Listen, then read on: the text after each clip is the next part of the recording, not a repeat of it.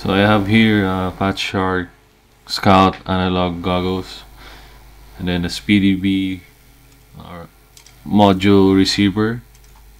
These are just the Pagoda Fox here, and then this here is the 3D printed.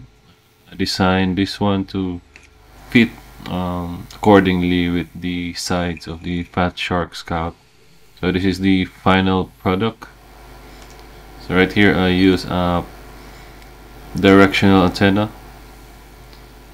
and the Pagoda combo. So I'll be showing you the footage DVR record.